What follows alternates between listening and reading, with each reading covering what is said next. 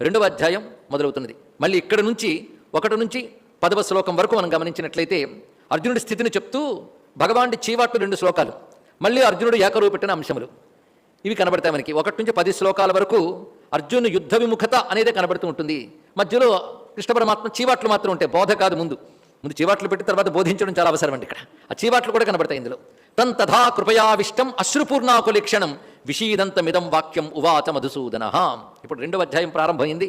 దీనికి సాంఖ్యయోగం అని పేరు. ఎందుకు ఆ పేరు పెట్టారనేది కృష్ణ బోధ ప్రారంభమైనప్పుడు వివేచన చేద్దాం మనం. ఆ విధంగా కృపతో కూడి కన్నీళ్లతో నిండినటువంటి నేత్రములతో విషాదంతో ఉన్నటువంటి అర్జునుని చూసి మధుసూదనుడు అంటున్నారు. ఇక్కడ కృపయావిష్టం, కృపతో ఆవేశింపబడ్డాడు అన్నారు. ఇక్కడ కృప నిజానికి గొప్ప గుణం కాదండి. మరి కృపతో ఈయన ఉన్నప్పుడు అర్జునుడు విషాదంతో ఉన్నాడు, తప్పు చేస్తున్నాడు అని ఎలా చెప్పగలమంటే, కృప అనేది ఇక్కడ మమ అనే భావం వల్ల ఏర్పడినటువంటిది కానీ